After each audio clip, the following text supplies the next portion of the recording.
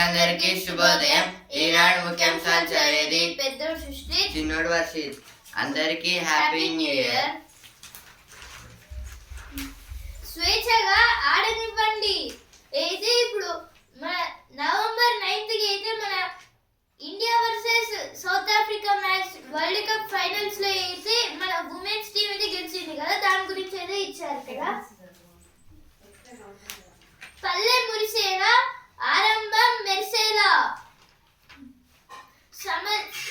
సమస్యల పరిష్కారంపై సర్పంచుల దృష్టి,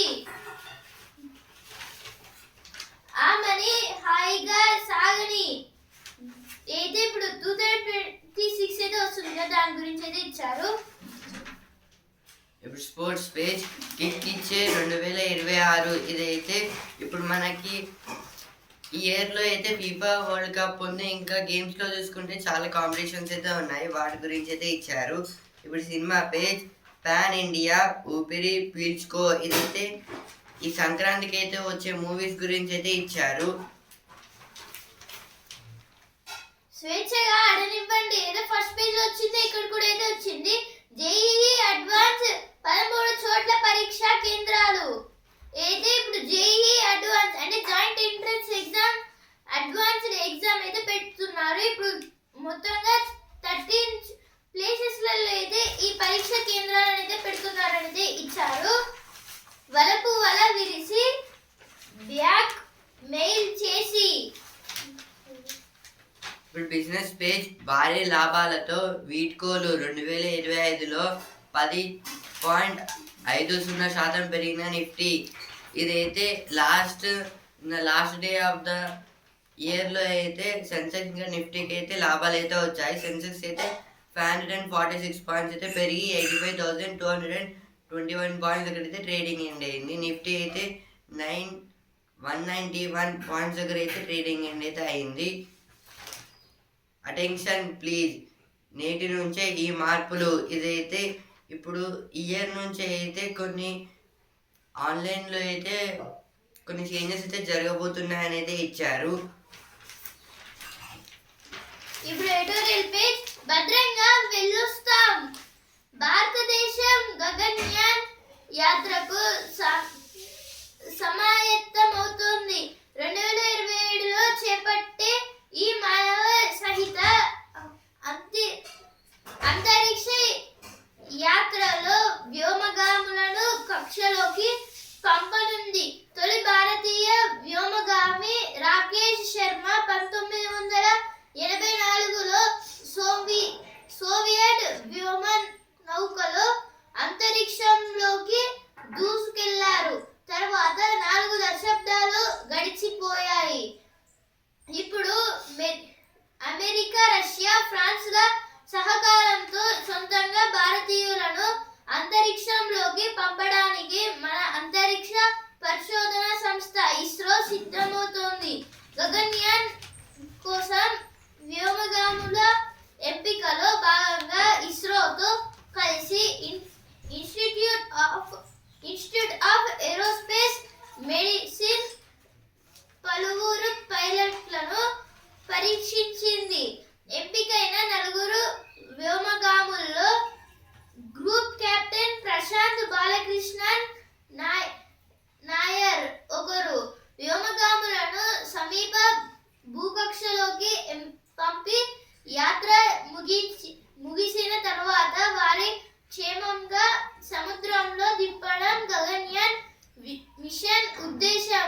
ఈ యాత్రలో పాలు పంచుకోబోతున్న నాయర్తో ఈటీవీ భారత్ ప్రతినిధి సురభి గుప్తా ముఖాముఖి.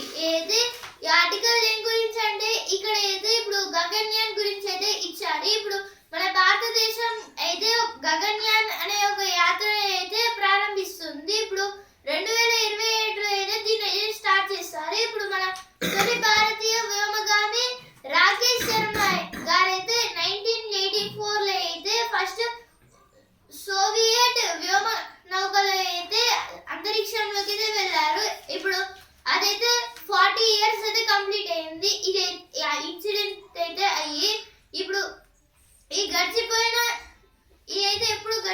అయిపోయింది.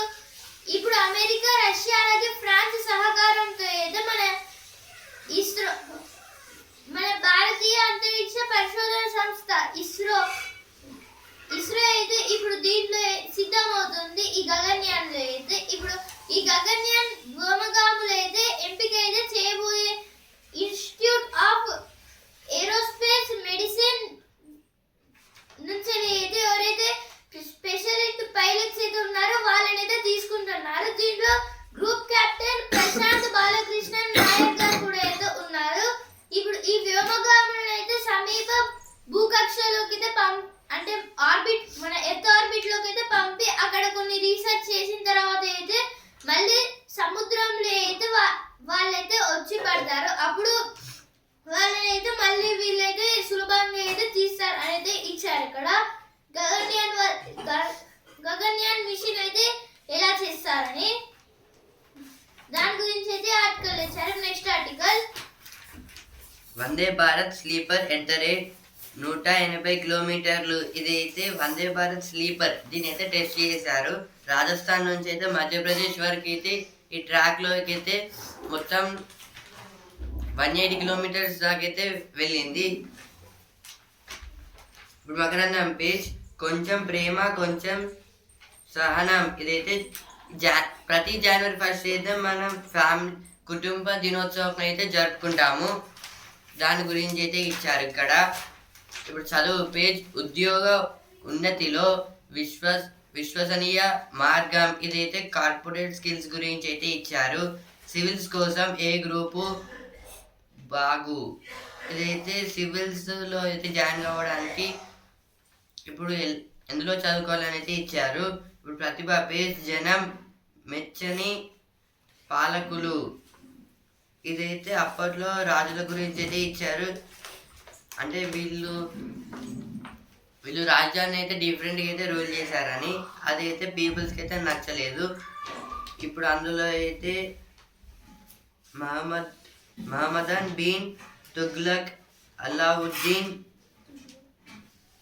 ఖిల్జీ వీళ్ళ గురించి అయితే ఇచ్చారు. కుర్రకారులో క్యాన్సర్ జోరు.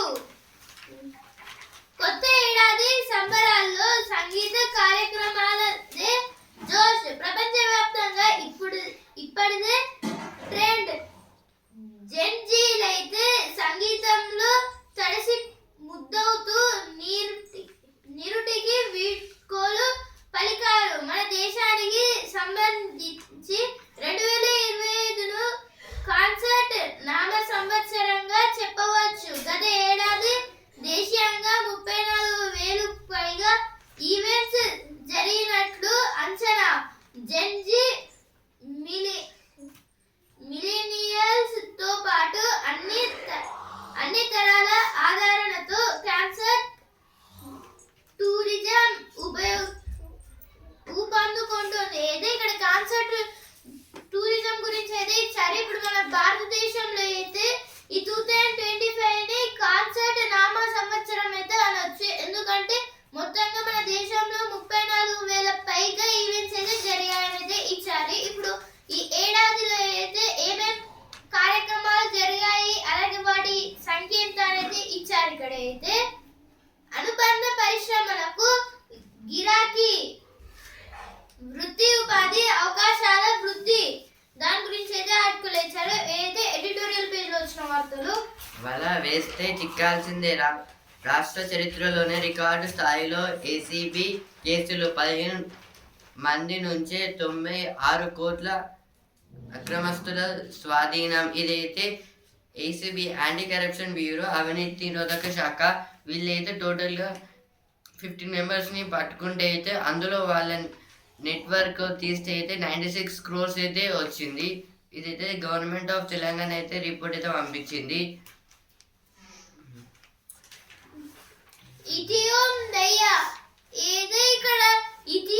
ఇథియోపియా గురించి అయితే ఇచ్చారు. అయితే ఇథియోపియాలో 9 నెలల తర్వాత అయితే ఈ నూతన సంవత్సర వేడుకలు అయితే చేసుకుంటారు.